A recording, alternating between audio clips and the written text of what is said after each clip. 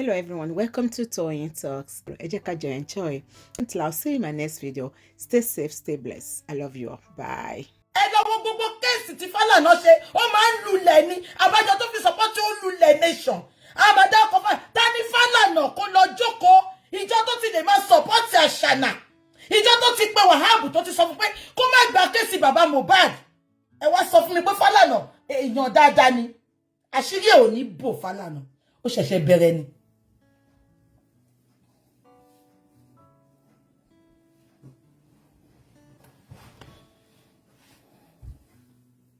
Abẹ́ ẹ̀gbọ́n mi ni wọ́n sọ pé kéèsì Timothy wọ́n lọ́pẹ́lọpẹ́ Falana. Ta ni Falana? Kí ló mórí Yọmí tó sọ pé òun ò ṣe kéèsì Mohbad mọ́? Falana pè ní ẹ jẹ́ kó rí Yọmí bọ́ta kó ní rọ́mú pa. Falana pè ní oníṣọ́fẹ́ dúró sí kóòtù pẹ̀lú òun ni ó ní kó stop ẹ̀ àdẹ̀lẹ̀ blame orí Yọmí because lójú orí Yọmí ó wà ńbẹ̀ fún nígbà ṣòro ó bá ṣe kéèsì Timothy. Ẹ gbọ́ voice skin ẹ gbọ́ live video tí Oríyọmí ṣe tí mo post níjọ́ yẹn. Only the prime suspect run to the sand. You know the prime suspect sand that I used in the case of Timothy. Only do you see what is happening there?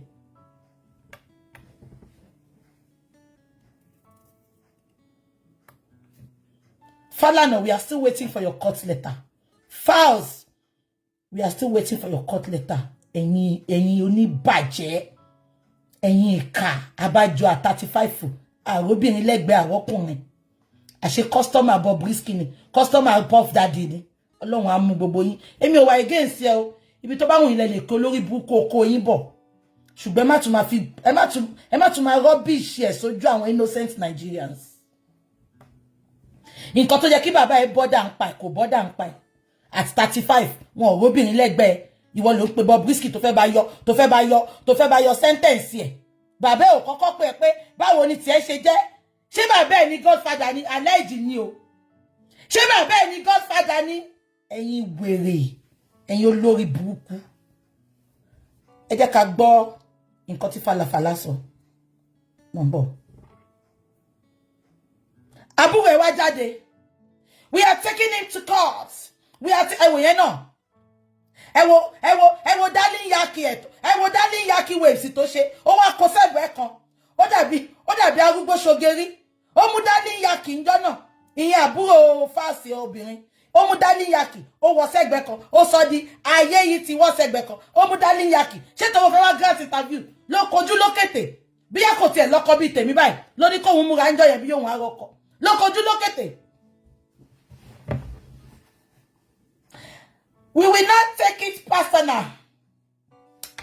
He insulted the family. Darling yaki gbogbo edibi kankan onirin. We will not take it personal. He insults the family. Abori yin buru ni. Abori yin buru. Bobbyrisky tó dárúkọ family. You know what? Ẹ mọ̀ nǹkan tó bí mi nú. Wọ́n wá fi Bobbyrisky tó dárúkọ wọn sílẹ̀. Why are you not suing Bobbyrisky? Why coming for VDM? VDM does not have a godfather, but he has God the Father. Emu court case ni wa in Bolombe. Àná wá mú darling yaki, mo darling yaki. Kò tiẹ̀ tún lo Brazilian. Ó ti tangu bí wèrè. Ló ṣe báyìí.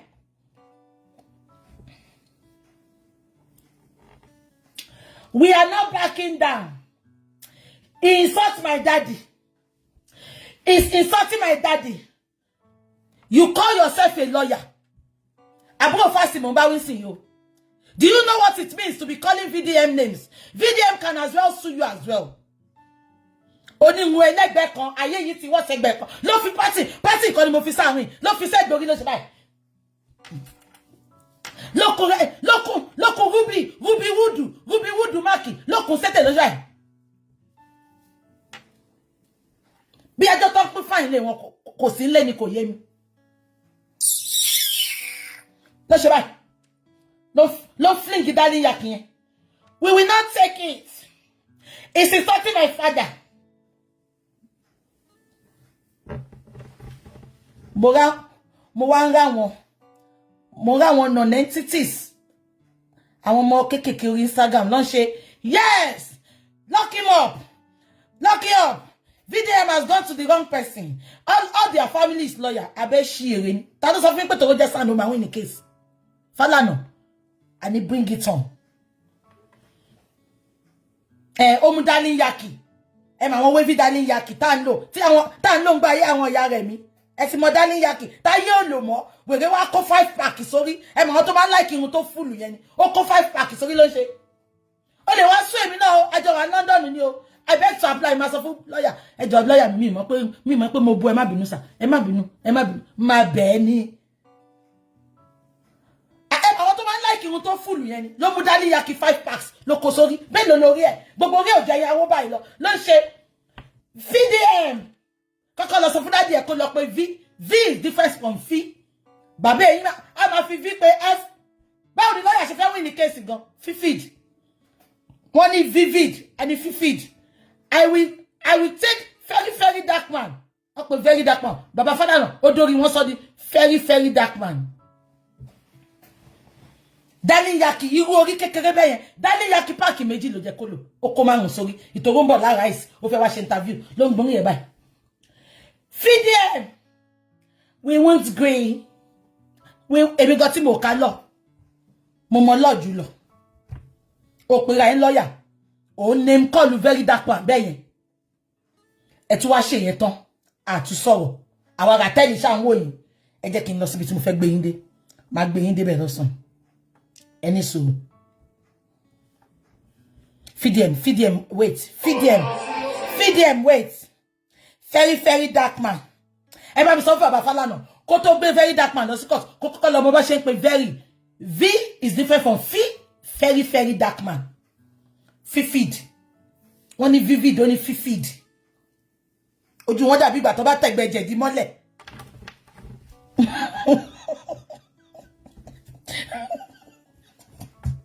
èmi náà wọ́n pé mo nice Sahara reporter dà Sahara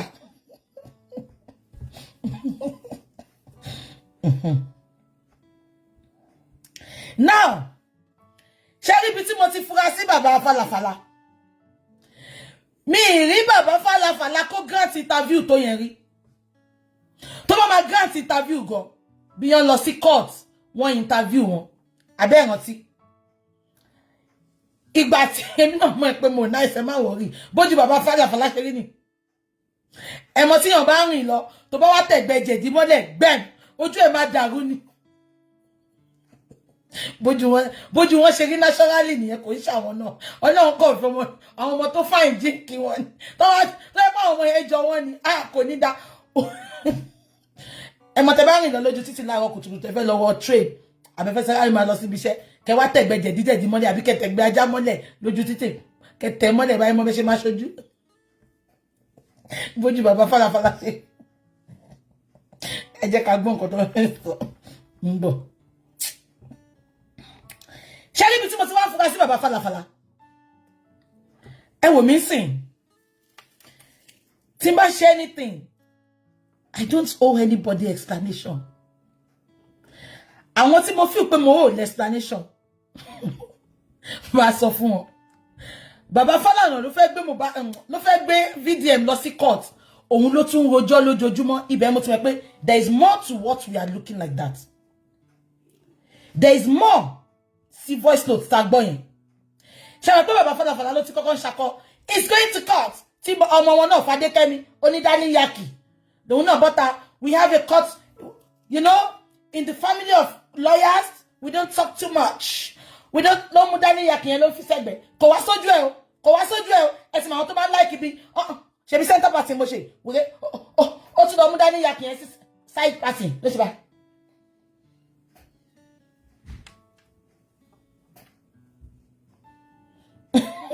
wọ́n ní mo lè rọrùn wọ̀ èmi gbà sọ pé mo lọ máa lọ lọ́rùn ẹ jẹ́ ká máa gbọ́ lọ meanwhile Falafala ti ń ṣe báyìí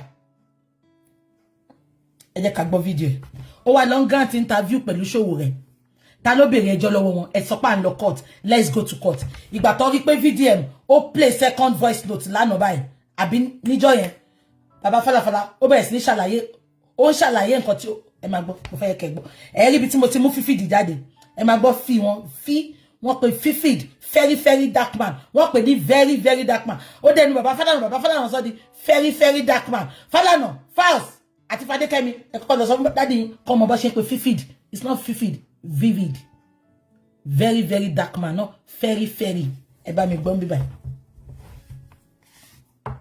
àbíṣòwò rẹ ti block mi mo ń bọ̀ ẹ máa gbọ́. Yeah, this guy called me from the correctional center and he asked him, are you calling through the superintendent of prisons? Chetiri. Said, Tebanwa, Elisuro, Tebanwa Oniro, lawyer at 5 and 6. Falana is telling us now that Bobbyrisky called Falz. She Baba, she dementia is in setting. Baba wants something pay. Bobbyrisky look with Falz, but Falz put it up. Falz was not under duress when he put the update of.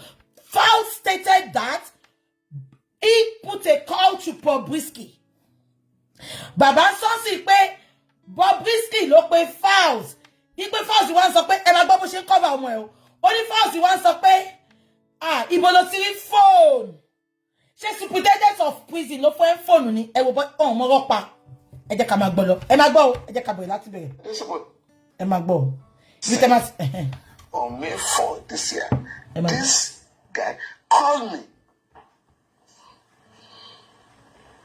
from the correctional center and he asked him, are you calling through the superintendent of prisons? Said no.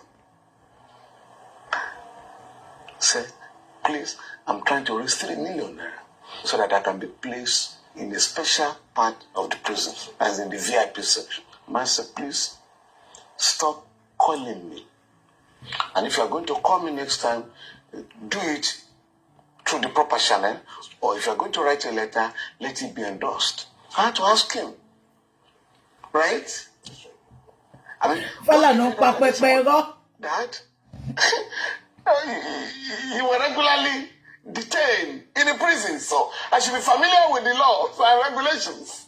So I know under the law, you can't communicate with anybody outside the prison without going through the official, channel. And if you're going to send a letter, it must be endorsed. So I was being careful. And I advised him, I know you appeal to other people, but that was it. And that was the last time my son spoke to him. It had nothing to do with pardon. Right? Because my son knows that I cannot charge for pardon. Shengbo. Kilo de ti baba Falana ṣe ń sọ̀rọ̀ on behalf of Falz. Falz is an adult. He's 35 years. Báwo yàn ṣe sọ. Why can't Falz talk since all these days? Kàkà kó sọ̀rọ̀. Fúnkẹ́ Akíndélé ló ń gbé photo Jennifer sí. Ijo Jennifer ló ń jó. Let Falz come and defend himself. Falana, en pa pẹpẹ ẹ̀rọ, abẹ́gbọ́. Ó ní Falz sọ pé kó má pe òun mọ́ tó jẹ́ pé ọmọ ẹ ló pé. Ṣebí gbogbo ẹni Bobbyrisky sọ, okay now, we accepted what you have said, Baba Falana. Why can't Falz come and defend himself? Ó ṣe pé pàtó sọ pé Falz ó ní kéèsì ló ń ṣe ló ń gbé photo ẹ̀ sí, ló ń gbé photo ẹ̀ sí. Fúnkẹ́ Akíndélé, ìwọ múra sí o. Ṣọlá lábòsí yẹn bí ṣe láìkí ẹ tó. Ẹ wá ń gbé photo kan sí. Ẹ fẹ́ fi cover gbogbo agege tán sọ ń pa ẹ̀. Àṣírí gbogbo yín máa tú ni. Ó yìí máa ká gbogbo oil, baby oil, tí pọ́nba tó supply gbogbo yín. Ó yìí máa ká mọ́ gbogbo yín lọ. Now, why is Baba Falana, why is he talking on behalf of Falz? Why? If Falz only what defend that? If Falz could be asking VDM, what have you heard about me?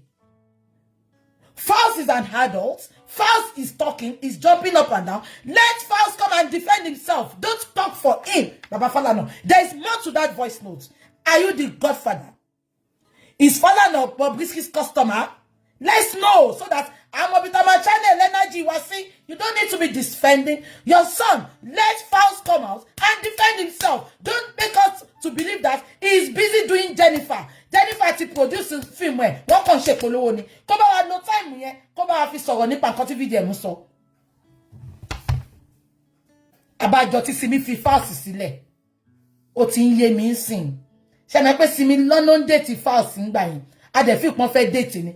Kadekunle gold, ẹpọn Adegunle gold gẹ̀rẹ́ bí ẹpọn ẹṣin ni. Tọ́ bá ti tí níbẹ̀ yẹn, nǹkan burúkú ló máa wà lábẹ́ wọn. Simi dúró títí ó rí pé kò fọwọ́ kò wọn kò ṣe nǹkan kan. Ó kàn máa ṣe bí dídìrín kan. Simi ya gbéjá. Tẹ́ bá dẹ̀ ráwọn èèyàn bí Simi yẹn, wọ́n máa ń like ìbásùn gan ni. Wọ́n máa ń like ìbásùn ni. Simi faranu títí ó fi gbẹ̀gbẹ́ nù ó fi gbogbo ẹ̀ nù. Ó rí pé kò fọwọ́ kò wọn. Ẹ wo gbogbo ọdún tó fi jọ wà yẹn. Ó ra Adegunle gold báyìí tẹ́ bá dé ra Adegunle gold ẹ lọ wò sálẹ̀ tẹ́ bá ti ráwọn tó rí bẹ́ẹ̀ yẹn Dibanji Adegunle gold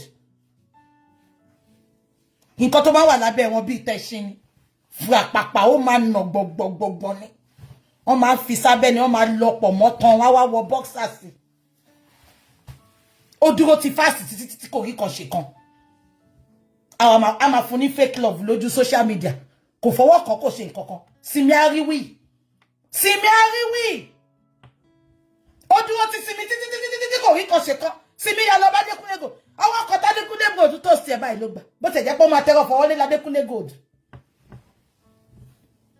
nǹkan tó wà lábẹ́ Adekunle gold kò gbọ́dọ̀ bá Simi kárẹ̀ má ẹ̀rín ló máa ń rí lójoojúmọ́ ẹ̀rín ni wọ́n máa fọwọ́ kan àwọn ni tó ti Simi ti gbà nǹkan sára Simi dẹ̀ máa láìkì nǹkan tá à ń sọ yìí ẹ̀pọ̀n Adekunle gold àtòkù ẹ̀ fìrìgbọ̀ngbọ̀n ni ẹ wá ní kó dúró ti falafala agége èmi náà sọ mo like ìfẹ́ wọn pọ̀ ńgbà yẹn ìfẹ́ yẹlé àtàdàbà ni ṣùgbọ́n kò tọ́ ṣe kò bá sùn ó yà sá lọ Falana pé ọmọ ẹ̀ kó wá ṣàlàyé ẹ jẹ́ ká máa sọ lọ àwọn tó bá ti ní bẹ́ẹ̀ Dibanji ẹ pé gbogbo mi Dibanji bó ṣe máa ń ṣe ni oko Dibanji kò lè kéré òun àtàdékúnlé gold wọn gbọ́dọ̀ lámọyàn kó má mọ̀ bí tara ẹ̀ kú sí ẹ pé Simi ó máa ń rẹ́rìn inú ẹ̀ máa ń dùn ni kò dẹ̀ ń ṣe fake love inú Simi máa ń dùn ni nǹkan tó wà ńbẹ̀ Davido gbogbo nǹkan ò lè jù báyìí lọ àwọn èèyàn ní nǹkan kan lábẹ́ kó lọ jókòó Davido kan mọ̀jú kó máa fòkìrí ní tiẹ̀ lọ we rise by lifting others ìwọ lọ gbé bẹ́ẹ̀ yìí kò bó máa lè gbé ẹ jẹ́ ká lọ gbọ́ kejì ṣé wàá pé bàbá Falana ti gbèjà ọmọ ẹ̀ kò jẹ́ kí yẹn bọ́ta ẹ wá lọ gbọ́ second one ṣé rí ibi tí bàbá Falana ti ṣe èmi ni irọ́ ni mo hate láyé mi bàbá Falana wá fi irọ́ kún fún wa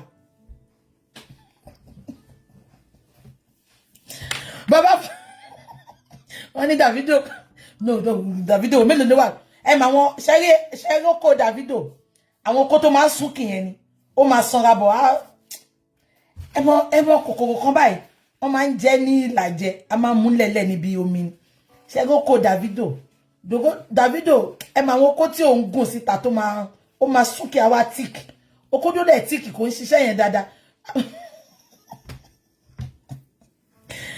èmi gan kọjá alájà Kaola tí n bá wojú ẹ̀ máa sọ owó oko tó ní ẹgbàgbé ẹ̀ tí n bá wojú ẹ̀ bó o ní nǹkan tó bá ṣọ fún mi ẹ ṣe oko Davido dàbí oko ìtùn ẹ mọ̀tún tẹ́ pé ó máa tíìkì mọ́ ẹ̀pọ̀n yẹn báyìí mọ́ bí ara wọn báyìí á kí síbẹ̀ kan tí Davido nínú ṣùgbọ́n Adékúnlé ó dàbí kéèyàn kọ́ wo Mohbad àti dájú ẹ̀ títí ni tẹ́ni kò sí nǹkan lábẹ́ bàbá Mohbad ẹni tí ya Mohbad ń sunkún ya Mohbad forí lé láyà ní ìgbà tó dé court ó miss nǹkan tá à ń sọ ẹ pé odidi 1 hour no voice note yẹn ọ̀rọ̀ ọjọ́ sí ya Mohbad fi ń sọ ẹ jẹ́ ká máa sọ lọ ibo la fẹ́ play sí ẹ wá gbọ́ kejì yìí o Falana ibi tẹ́mi ti ní ìdí yín ni tẹ́ ẹ bá mú evidence jáde Falana ibi tí máa ti ní problem pẹ̀lú yín ni ẹ̀gbọ́n kan tí Falana sọ níbẹ̀. Disturbing area. Ẹ máa gbọ́ o. The only disturbing area in this scenario is a threat to me and one of my 2 daughters. Some of these guys, who I believe are mentally deranged, are dared me. If you like, if you go to court, we shall burn your office. DJ YK. Baba Falz. Sent messages to one of my daughters. We want to see the message. If your father goes to court, we shall kill you. I beg your pardon. Sheba, this is why I have problem with Falana. Falana knew if he goes to court, there is no case. Egbagbe. Because VDM kolo darukwe, Bobbyrisky no darukwe. Why is he protecting Bobbyrisky? Why is he not suing Bobbyrisky to court? Why can't they call Bobbyrisky out? Now Falana is now saying, one threatening no one need to movie ko fe lo court ni o. Mo kan to sele be. O mo po ma te ìwọ̀n bá àpọ́nlé tó kù lára. Ó dẹ̀ ti rí pé Verydarkman ó ti drop another audio. Ó wá bọ́ta. Ó ní kò tẹ́ ṣe court tó ń fẹ́ gbé VDM lọ ló bọ́dà òun mọ́. Ó ní wọ́n threaten òun pé tó bá gbé VDM lọ sí court. Ó náà sọ pé máa jó ọ́fíìsì òun. Ẹjọ́ ṣé Falana ṣẹ̀ṣẹ̀ ṣiṣẹ́ ni? Mélòó làwọn ará tẹ́lì tá fẹ́ jó ọ́fíìsì? Mélòó làwọn ará tẹ́lì? Àjọ Ratel gang I look like Ogawa. Àwọn àtọ̀gáwá VDM àjọra wa mélòó ni wá mọ̀ kan tó ṣe mẹ́ Falana àti Rọ́fà Francis ni àti Kẹ́mi Olúlọ́yọ̀ ti sọ mo rò bọ́n parọ́ ni abẹ́ ẹ̀gbọ́n ó wá sọ tán ó sọ pé wọ́n náà máa wá ju ọ́fíìsì òun kéèsì tó le jù gan kéèsì Adédoyin tó lówó lọ́wọ́ gan wọn ò lọ ju ọ́fíìsì Falana. Only what was send the death threat is someone. Baba Falana, VDM is always coming out with receipts. Baba Falana, we need your receipts. Am I not going message for myself to myself? Wow. Mama, send the death for myself to myself. Oh. You got power. That no threatening one. Ejo, one threatening me. Everybody Baba Falana. What's by your mobile share that? One threatening me. They are sending it. Only one threatening on my pa. Ejo, kill on my head so. Kí ni ọmọ yẹn sọ tó fẹ́ pa? Kí ló dé táwọn Nàìjíríà burú báyìí? Exactly. Baba Falana, make it make sense. Threatening your daughter for what? For coming out to speak on behalf of the family. But ẹ jẹ́ pé o Daddy Yaki, ó fọwọ́ kó sẹ́gbẹ̀ẹ́ báyìí. Gbogbo time tó fi jẹ́ kó sọ̀rọ̀, Daddy Yaki ló fọwọ́ smooth báyìí. Ló fọwọ́ smooth báyìí. Ló wá sára ìsìn ló ṣe báyìí. Ló wá sára bẹ́ẹ̀. Àbí kò sí mo sọ yẹ yìí. Make it make sense. Kí ni tí ìṣe tó fẹ́ pa yín? Tí ìgbé VDM lọ sí kóòtù. Bá bá sọ pé bí akọ́tù favor àbọ̀n ti mọ́lé. Why tó ṣe fẹ́ pa yín? Bàbá yóò tẹ̀ mú ọ̀yẹ́ láti bí kékeré rárá. Abẹ́ ẹ̀gbọ́n ni. Abẹ́ mi nìkan mo gbọ́ ni. They are sending threatening message to his daughter. Ipò fẹ́ pa ọmọ ẹ̀ tó bá gbé VDM lọ kí court mọ̀ bí tó ń lọ yẹn. Àwa sọ pé àwọn ò gbé VDM lọ sí court tán. Nǹkan tó ń sọ nìyẹn o. Ibi tó mọ́rọ̀ lọ nìyẹn. Àǹtí mi Yẹmí dẹ̀ ti sọ sí pé ó sọ pé kò sí kéèsì fún ó ní kò sí section ó ní kò sí law fún nǹkan tí VDM ṣe yẹn ipe so wo gbé VDM lọ sí court.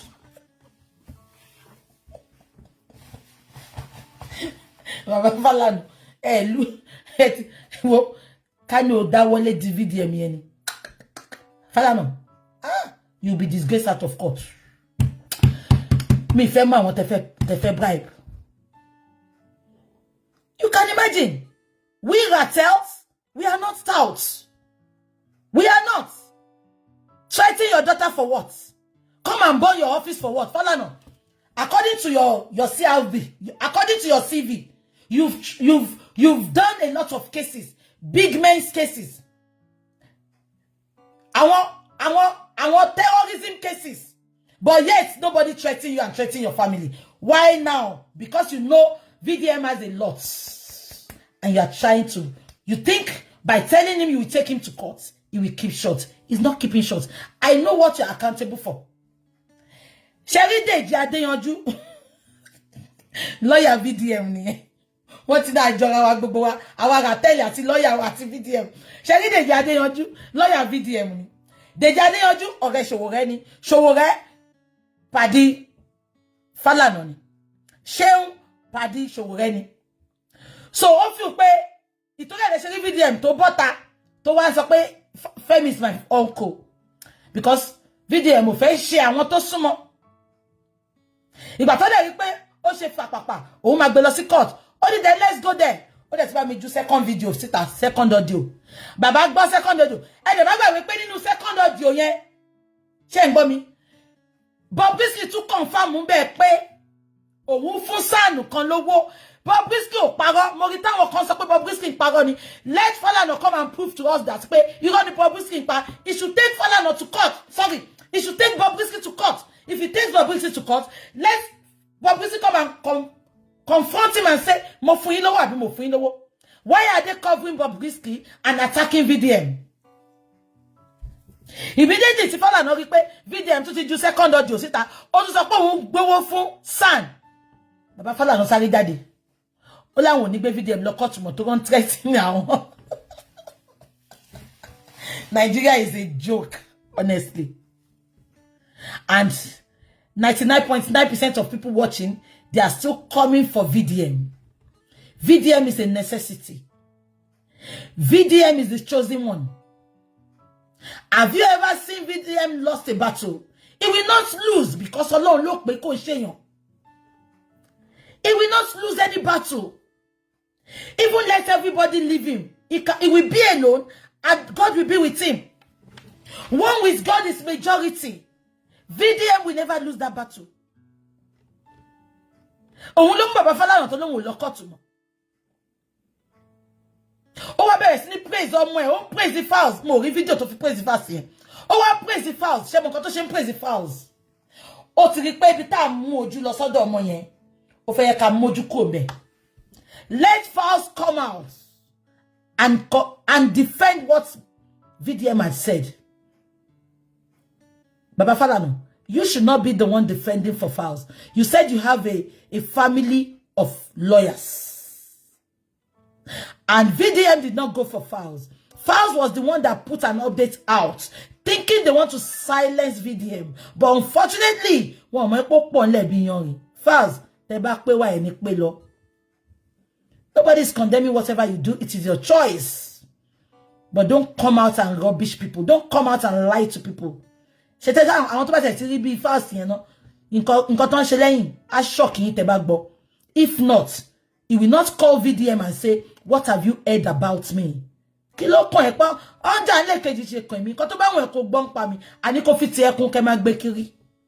Why is it so particular to ask VDM, what have you heard about me? What are you doing in your closet? Falana. Falz, what are you doing that you don't want anybody to hear? That you are so smart, so fast to ask VDM, what have you heard about me? Falz, I am putting it to you today. The local global family of Floyiwa.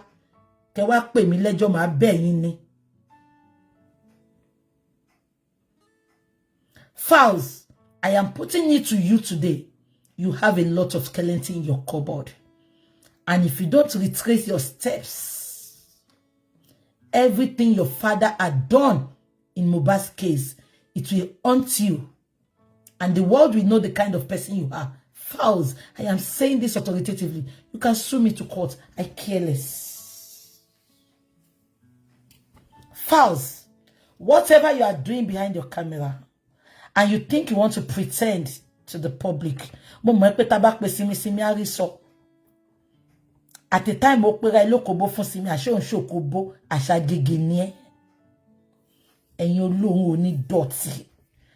you can choose whatever you want to be, but don't mislead the public. Go and face Bobbyrisky that mentioned your name and your father's name. Ibeee dirty baba. Go and face Bobbyrisky and leave VDM alone. VDM is not the problem of Nigeria. Somebody was supposed to go to prison. You gave him his phone. One Godfather put him in an apartment, enjoying more than the people that are not in prison. And you are here coming out with your dirty mouth and saying you want to sue him to court. Did you hear your name from him? Why can't you people put all that energy on Bobbyrisky that keeps on mentioning your name? Do you know everything VDM had got? He had a lot of voice notes. And if care is not taken, he'll be putting it out. And both of you will be disgraced. ọ̀rọ̀ tẹ́ni kí bàbá má gbọ́ yẹn bàbá ló máa bá yín parí ẹ̀. Ẹ̀yin ìkà. Ẹ̀yin ìkà. And look at Falana coming out to speak for a whole family of lawyer. Why can't Falz come out? If he wants to go and protest at Tollgate, you see, òun la máa rí ńbẹ̀, doing everything for the camera. Ọmọ kékeré tó ti kékeré parí. A parí náà, yẹn gbọ́dọ̀ máa ṣagége náà kó má parí. Àwọn olóhun ò ní dọ̀tí. Ẹ mọ̀ nǹkan tó máa ń bí mi nú, bá mi ṣọ̀rẹ́ kí gbogbo ayé mọ̀ ẹ̀pọ̀ rẹ̀ ni mi. You can never see where Falz and Bobbyrisky were together in any picture or in any event. Not knowing he's Bobbyrisky's customer, he's Bobbyrisky's best friend. You put a call through to him. Your daddy is saying it was Bobbyrisky that called you. Who is lying? I can't stand them, those serious British. I can't. And look at them. On there Ubakayo the VDM or Gatiwa Rapeliwa or Ambubuwa. When I was Togawa illiterate ni wa. Boya illiterate ni wa ba se illiterate. E je ka lo court. Falana change your money. Only kò tẹ́ ṣe court yẹn ló fẹ́ gbé VDM lọ́sìn. Ó ní wọ́n threaten òun. Baba, ẹ parọ́. Ẹ parọ́ irọ́ lẹ ń pa. Lawyers and lies. They are 5 and 6. DJ YK múlẹ̀. Ta ló threaten yín, ta ló mọ ọmọ yín? Ta ló ní phone number ọmọ yín? No, let's ask. Ta ló ní phone number ọmọ yín? Ẹ jẹ́ sọ kan tó ṣẹlẹ̀. Tó bá gbé lóòótọ́ lọ threaten wọn. Falz ló ń threaten wọn. Ó mọ̀ pé tí bàbá òun bá follow up case yẹn, àṣírí òun á tú. Ó yá lọ wá phone number mi. Ẹ lọ wò dáadáa. Ta ló mọ̀ bí ṣe wà gbogbo ìgbà tí mo fi wà lẹ́kọ̀ọ́ mo mọ̀ ọ́fíìsì Falana. Ọlọ́run nǹkan tó ṣẹlẹ̀ nìyẹn. Tó bá jẹ́ pé lóòótọ́ lọ threaten obìnrin yẹn o, tó sọ pé fẹ́ pa, Falz ló lọ lo fake number tó fi threaten àbúrò ẹ̀ because ó fẹ́ kàn drop case yẹn. And everything VDM says on the internet is always having a receipt. Edi ki baba fún wa receipt pon threaten wọn. Edi ki baba fún wa receipt so that we can follow it up and report the perpetrator to the police. Baba Falana, ẹ má ṣe interview lẹ́ẹ̀kan sí o. A fẹ́ rí ẹni tó threaten yín, a fẹ́ check number yẹn. Is it for myself to myself? Ṣé kò ṣe Falz ló threaten yẹn àtọmọ yín? Tó mọ̀ pé tí Verydarkman bá gbé nǹkan tó wà lọ́wọ́ ẹ̀ síta. Àṣírí máa tú. Ṣé kò ṣe Falz ló threaten ẹ̀yin àti onímúdálí yaki? Nobody is threatening you, Baba Falana. Stop lying to the public. Stop it. Stop it. You are just overrated. We have a lot of sun in Nigeria. We have a lot of baristas in Nigeria that are doing greater things than you. Just because your face is everywhere doesn't mean you are the best. Please, respect yourself and stop granting interview. If you are true to yourself and if you have no skeleton in your cupboard regarding that voice note with VDM, you will not be granting interview. Up and down. Leave it. Let court decide. You say you are going to court, you are taking VDM to court. Let court decide and stop granting interview and lying that somebody wants to attack you. They are sending your daughter threat message. Fukini, kilo so. Ṣé ti WhatsApp pé yìí sí ẹ̀yẹn. Lawyer tó sọ̀rọ̀ bí hairdresser. Ṣé yẹn ló fẹ́ threaten? Ẹ jọ̀ọ́. Ẹ kó là kúrò lẹ́kọ̀ọ́. Now, ẹ jẹ́ ká fi yẹn sílẹ̀. I'm going to play you a video, a voice note. Mo fẹ́ lọ síbì kan. I want to go somewhere. But before I go there, I want to play a video. I'm coming. Ẹ jẹ́ kí n lọ sí page ti video yẹn wà. There is a lot of nǹkan tó ń ṣẹlẹ̀ ní Nigeria. And if we don't stand up for our rights, tí Tinubu bá máa fi kúrò ńbẹ̀, Nigeria will be the worst country in the world. Because Sherry, gbogbo ayé tó ń jẹ́ Nigeria sìn, ayé family ten tutọ́ ni. Abẹ́ gbọ́ mi. Ẹ jẹ́ kí n play voice yẹn náà kẹ́ tó mọ nǹkan tí mo sọ. Ẹ jẹ́ kí n lọ síbẹ̀ yẹn.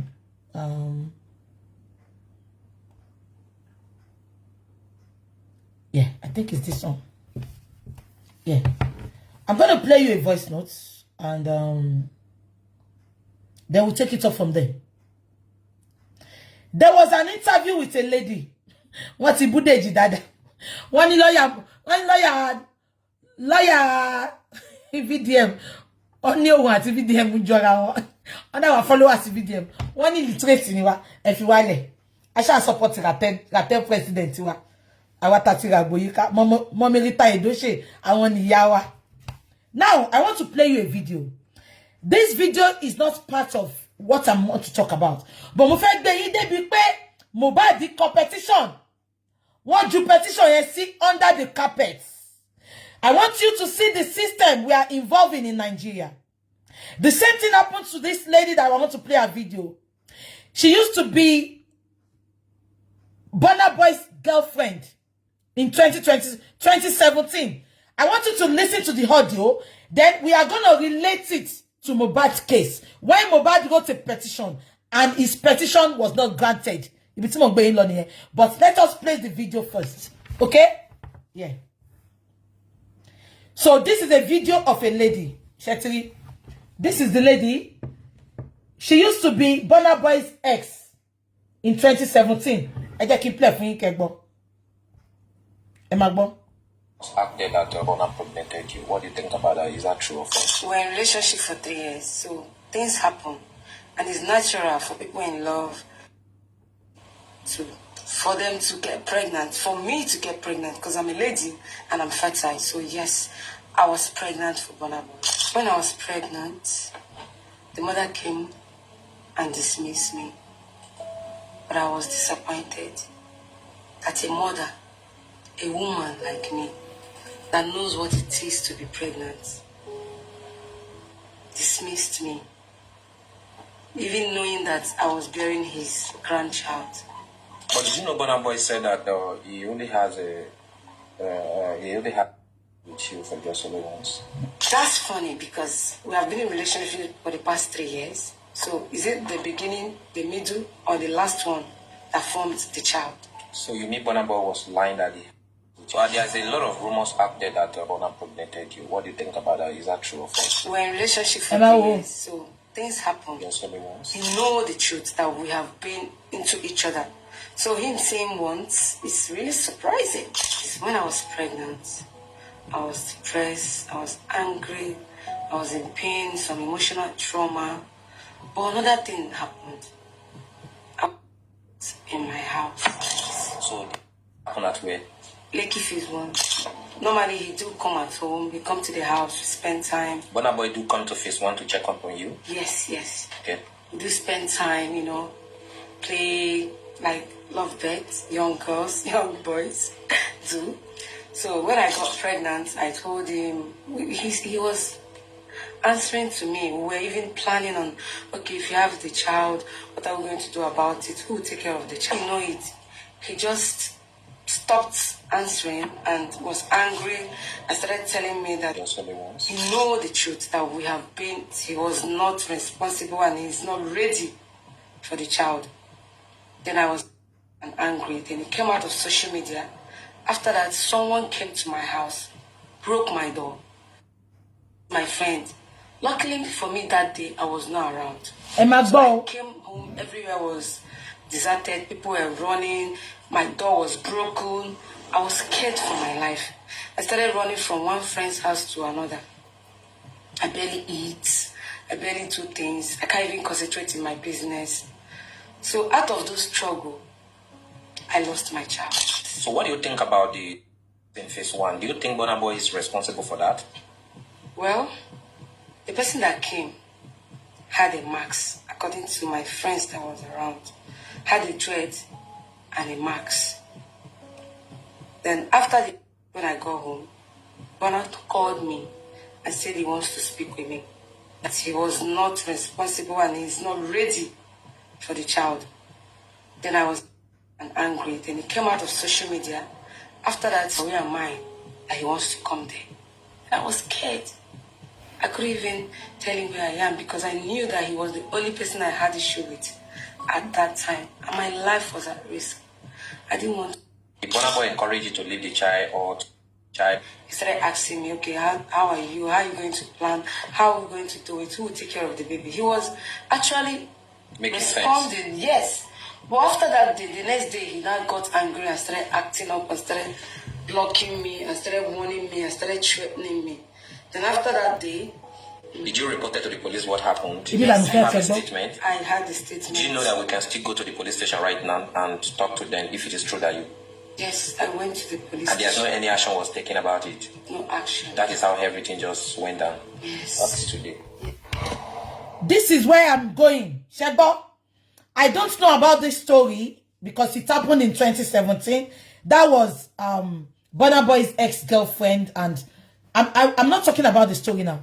The lady said she was attacked in her house just because the relationship between her and Burna Boy was exposed on the internet, and they went to attack the lady. But luckily for the lady was not at home. She was attacked. She was threatened, life-threatening. Am I communicating? Now this lady reported to the police at Magoko police station.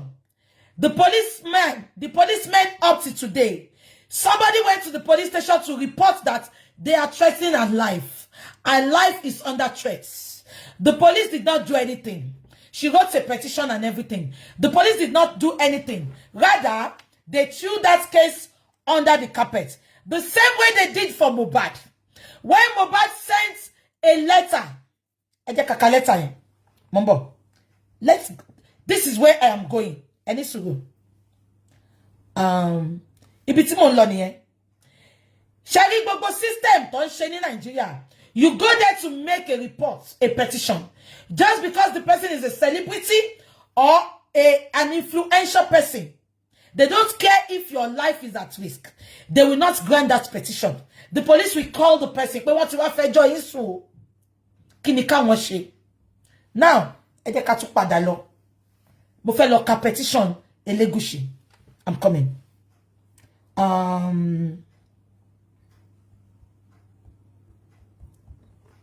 Mumbo. 1 minute. Mumbo, please. I want to read the petition for you. Emma Binosimi, please. Yeah. Emma Binosimi. I want to read the petition, please.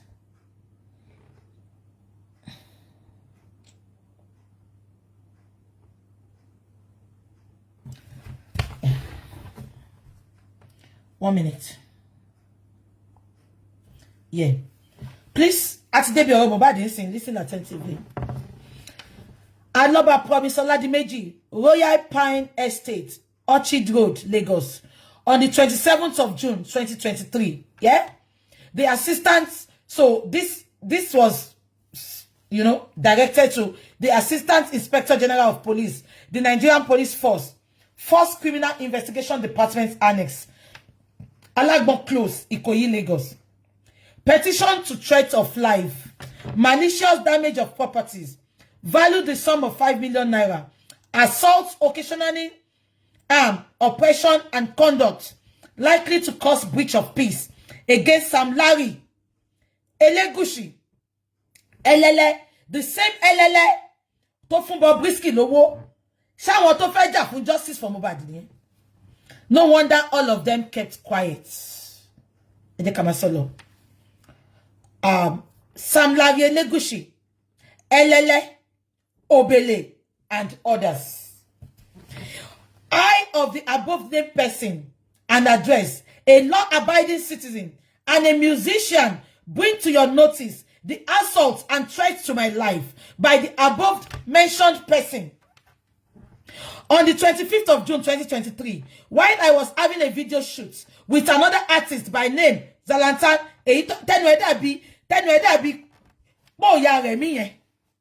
the above mentioned person, numbering about 15, led by Sam Larry Elegushi, invaded the premises with dangerous arms such as guns, cutlass, etc., where I was shooting video, and scattered the whole process of the shooting. Damaged the equipment I was using for the shooting, valued about 5 million naira. And they started threatening my life. Which in the process, they became violent and assaulted me, which I sustained injuries, but narrowly escaped. Attached to this petition is the said pictures. Total I paid for the shooting they have destroyed is 8 million naira, which is non-refundable. Am I communicating? However, during Benny, Eduzalanta dabi po ya remi. Mo ti ya remi man lo. Benuzalanta ṣe rí nìyẹn. Tó bá wẹ́n tó ugly jù láyé. Obìnrin gan fẹ́fẹ́ kúfẹ́. Ṣé táwọn boys in Yorùbá lówó ṣe lè fẹ́ wọn ni? Very ugly. Tí nǹkan mi bá wà tó ju ugly lọ Zalanta yẹn ni. Kò sí bó ṣe lè múra fún ugly yẹn yìí mama speak all over his face ni. However, during the assault, they were boasting that they work for Oba Elegushi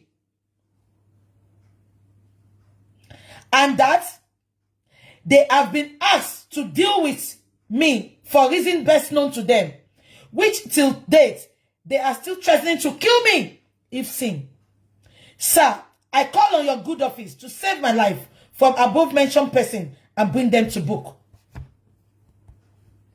This is where I have problem with Elegushi.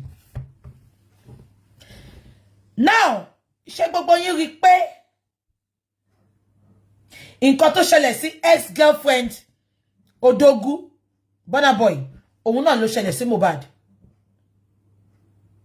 Mohbad competition yìí bóyá ká sọ pé àwọn ọlọ́pàá yẹn wọ́n ti come to Mohbad's aid ni, Mohbad will still be alive today. Am I communicating? Tí Mohbad bá parọ́ mọ́ Elegushi ni kò ní dárúkọ ẹ̀ with his full chest. Am I communicating? Elegushi, your name will still be mentioned. Take me to court. You will meet my lawyer there. Your name will always be mentioned, Elegushi, which I will speak it in English so that you won't have the opportunity to be wasting money to transcribe. I will speak this part in English so that your solicitor will not waste money to translate my Yoruba. Elegushi, this is for you. You call yourself a king of a particular place. This is a big allegation against you. Oni of Ife is there. His name was not mentioned. Oba to ba wo se ni nla yen, they did not mention his name. Now, this boy made a petition towards you, Elegushi, that your boys wants to eliminate him. He took the petition to the police. Look at this last paragraph. He said, however, during the assault, they were boasting that they work for Oba Elegushi and that they have been asked to deal with me for reasons best known to them, which till date, they are still threatening to kill me if they see me. Elegushi, let's assume that you were not told of this petition. I have made my investigation beyond reasonable doubt. If anybody writes a petition to this policeman, if it is an influential person, what they do, they will put a call through to the person. Check what I'm saying. To ba je to wa influential ni, they will put a call through to the person. Pe lagbaja ti petition you o, kini ka se. Somebody has petitioned you. What do you want us to do? So, give or take, by or large, the policemen in Alagbon, they put a call through to Elegushi that Mohbad had petitioned his boys and his name was mentioned. Am I communicating? Now, put that at the corner of your chest. As a king of a community in Nigeria, what are the responsibilities? What are the responsibilities of a king in Nigeria? I am asking you questions, people watching me this evening. Elegushi, I'm saving you that money so that you are not going to transcribe. You are not going to be putting my Yoruba into English. Let me say it in English. People watching me tonight, please. What are the qualities? What are the responsibilities of a king of a community to his people in the community to protect them. Am I communicating? The number one responsibility of a king is to protect his people in his community. Am I communicating? But in Elegush's case, reverse was the case. He refused to protect his people of the community. Number one. Number two, the fact that his name was mentioned. Ejo, who was the person? Who was the person? Chamber, who was the person that was supposed to protect Mohbad more? Sheikh Isoyelo ni Yoruba. Mohbad made an allegation. Elegush's responsibility is to look after people under his borough, to look after people under his community.